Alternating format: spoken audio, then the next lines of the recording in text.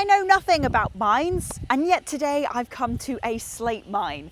Today I've come to Honister Slate Mine near Cheezstake in the Lake District, and I'm really excited to not only take a mine tour, but have an interview with someone who knows a lot more about slate and mines than me.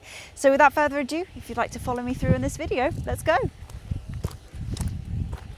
After having a great mine tour, I decided to catch up with the tour guide, Donald, for some more information. Yeah, my name's Donald, always known as Don, sometimes called Donny, and other words, sometimes not repeatable. I have been interested in mining in the Lake District and mining in general ever since I sat my father's knee when I was a young child. And he worked in the Greenside lead mines, and he used to tell me of the German prisoners of war working in there. And they came towards the end of the war. There was a prisoner of war camp near Penrith, and they wouldn't work. Why? Because they said it was against the Geneva Convention to mine for lead, to make bullets to fire back at your own people, and that was probably true. And that's the first introduction and thing that I remember about my dad mining or working in the Greenside lead mines. There are not many of us left today who have seen this in their lifetime. I've seen it from this Lake District being a mining area and a quarrying area to it being virtually tourism. Who were the first people to have used this slate mine?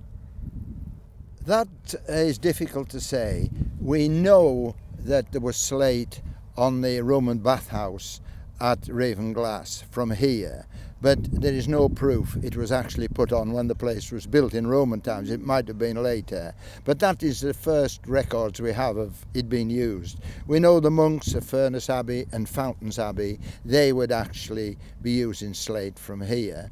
But as I say on the mine tour, that it wouldn't be done in any organised way. They would just come along with a pony, a few panniers on, take a few bits of slate and take it back.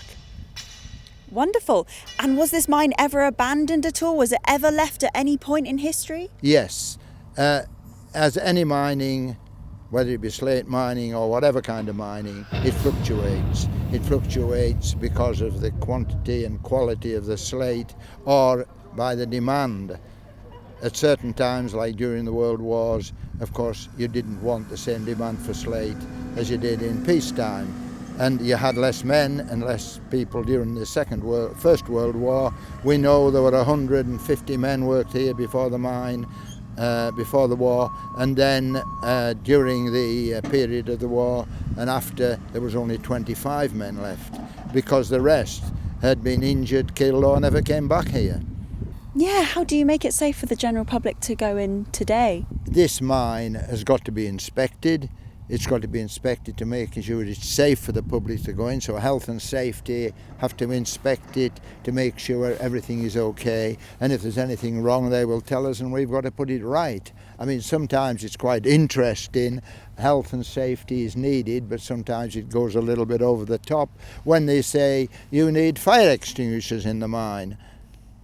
Well, what's going to burn?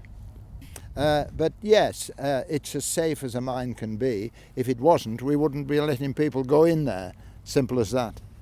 And what kind of, did they use explosive? What kind of equipment were they using to get this slate out from the ground? Well, very primitive in the early days. You had no compressed air for drilling. You drilled by hand. Boys of 8-year-old would come here and hold the drills and turn them. You would actually find that there was, in the very early days, no explosives. It was prized out by what they called plug and feather, was to drill a hole, put 2 metal wedges in, another wedge in the middle, hit it with a hammer and split it. And a lot of mining, whether it be slate mining or lead mining or whatever, was done in that method, pre-gunpowder.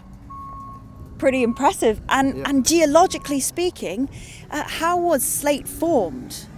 I'm not a geologist, so I've got to be very careful what I say here, but slate in general was formed during the volcanic period of this area, and that is said to be about 450 million years ago.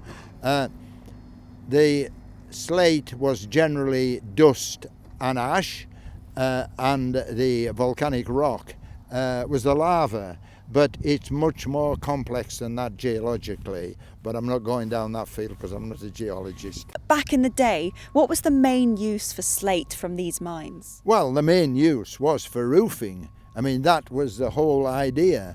And in the very early days, that is why they mined it. They had no other use for slate than for roofing.